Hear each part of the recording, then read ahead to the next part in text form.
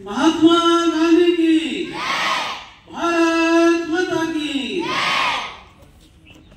देखिए, सबसे पहले मां शारदा को नमन करते हुए परम सम्मानी प्रधानाचार्य जी, उप प्रधानाचार्य जी, विद्वान साथियों, विदुषी बहनों, प्रिय छात्र छात्राओं, सबसे पहले हम महात्मा गांधी जी की एक वो जो अपन देखते हैं कि महात्मा गांधी जी का चित्रण है, यानी कि उनके शरीर पर मात्र एक धोती, हाथ में लाठी, आंखों पर चश्मा और बैठे हुए और चरखा काट रहे। तो किसी की जयंती मनाने से पहले हम उनके चित्रण की कल्पना करें और उनको नमन करें। एक बार महात्मा गांधी जी बिहार के चंपारण जिले में गए थे। वहां चंपारण जिले में नील की खेती होती है और नील की खेती है, वो जमीन के जल को शोषित कर देती है। तो एक तरह से वहां अकाल था। अंग्रेजों का जुल्म इतना था कि वो बिना कोई सुविधाएं दिए और नील की खेती करवाते थे। तो वहां इतनी गरीबी और इतना अकाल था कि जब महात्मा गांधी जी वहां पहुंचे तो उन्होंने देखा कि एक महिला, एक बहन केवल मात्र एक फटी धोती में और बिल्कुल मेरी कुचली धोती में थी। महात्मा गांधी जी बड़े द्रवित हुए, करुणामय दृष्टि से उन्होंने देखा और उनसे कहा कि बहन, तुम केवल एक ही धोती में ऐसी मेरी कुचली में क्यों हो? तब उन्होंने जो व्यथा बताई उस बहन ने, और गांधी जी ने जो उसका सॉल्यूशन बताया, जो उसका समाधान बताया, उसको एक कविता के माध्यम से मैं आपके सामने प्रस्तुत कर रहा हूँ।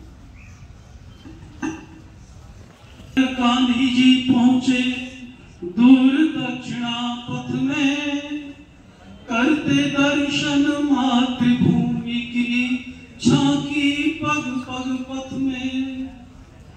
देखा एक प्रदेश जहां था नहीं कहीं भी पानी, एक बहन थी खड़ी शोक की जैसे खड़ी निशानी।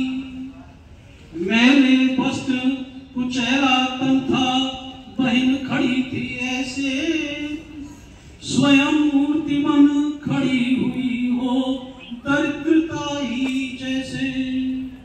गांधी जी रुक गए वहीं पर, बढ़ न सके पग आगे, लगे सोचने कौन बहन यह भाव हृदय में जागे।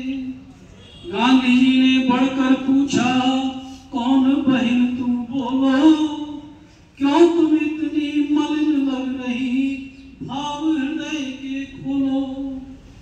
शर्म गई वह बहन बड़ी ही लाज से अब आई, फट न गई वह था और वह उसमें गई समाई।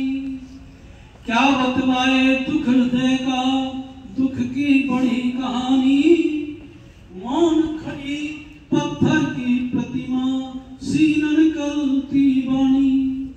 फिर भी बोली महाराज, हम दीन गरीब बिचारी, तुम न समझ सकते उनका जो विपदा की मारी।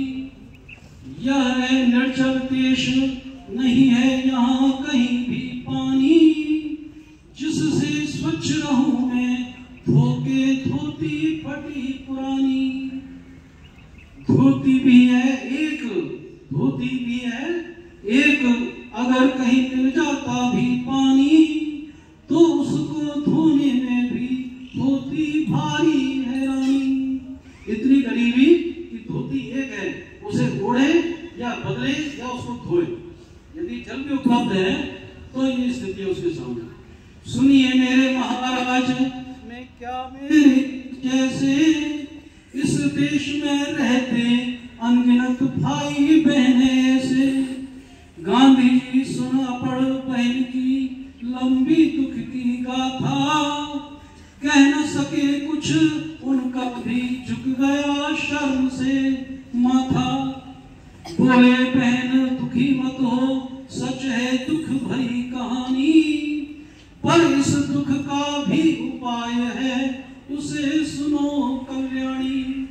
अब वो इसका समाधान बता रहे हैं कि जब से हमने अपने घर का चरखा चक्र भुलाया, तब से ही दुख दरिद्रता का संकट हम पर आया। सब दुख दूर अगर तुम कातो सूत जतन से, भर जाएगा धाम तुम्हारा सब धन धान्य रतन से।